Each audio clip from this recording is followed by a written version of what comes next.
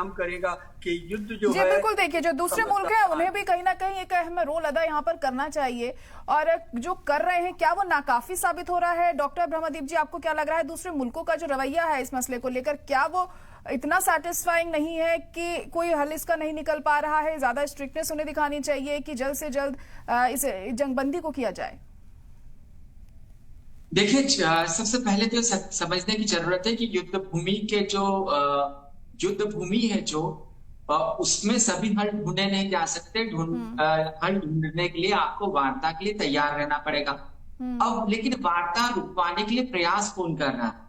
एक कतर कर रहा है, दूसरा अमेरिका कर रहा है। कतर पर इजराइल को भरोसा नहीं है और दूसरी तरफ अमेरिका पर हमास को भरोसा नहीं है। तो जब दोनों जो दो पक्ष हैं या जो दो गुट हैं, उनको उन देशों पर भरोसा ही नहीं है जो मध्यस्थता के लिए बात कर रहे हैं, तो युद्ध ये रुक कैसे सकता है? अब इसमें सबसे जो बड़ी कमी नजर आती है वो संयुक्त राष्ट्र की कमी नजर आती है कि अंतर्राष्ट्रीय न्यायालय जो है वो मानवाधिकारों की बात तो खूब करता है, लेकिन संयुक्त राष्ट्र यदि भारत जैसे जो देश है उनके एक यदि कोई कमेटी बना दी जाए और उसको बाकायदा युद्धग्रस्त देश में जाने का मौका मिले, वहां पर दोनों देशों के प्रमुखों से मिलने का मौका मिले, ऐसी वार्ता के लिए संयुक्त राष्ट्र यदि माहौल तैयार करे तो निश्चित तौर पर, क्योंकि संयुक्त राष्ट्र न तो यहूदियों का समर्थन करता है, न इस्लाम का समर्थन करता है। संयुक्त राष्ट्र जो है वो दुनिया का प्रतिनिधित्व करता है।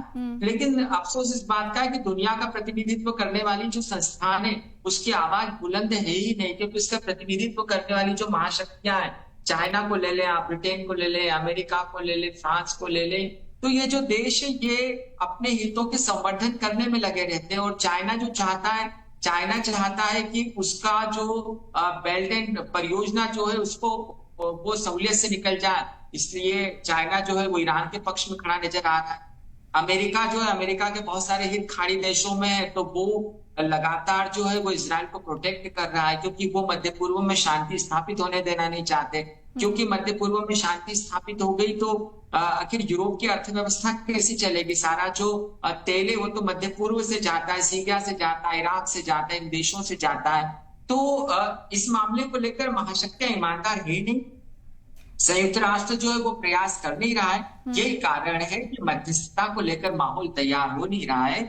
इस समय सबसे बड़ी जो जरूरत है, इस बात की जरूरत है कि संयुक्त राष्ट्र के महासचिव को एक शांति कमेटी भारत जैसे देशों के नेतृत्व में बनाना चाहिए। उसको उस कमेटी को युद्धग्रस्त देश में जाना चाहिए, दोनों देशों के हमास के नेताओं से भी मिलना चाहिए, प्रतिनिधि मंडल ने इजराइल के राष्ट्रपति से भी मिलना चाहिए। और मुझे लगता है कि यदि ये ईमानदार प्रयास हो तो वहां पर युद्ध रुक सकता है। जी बिल्कुल। डॉक्टर मोहम्मद अली शाह जी, आपको क्या लगता है कि प्रेशराइज करना चाहिए यहाँ पर इजराइल को?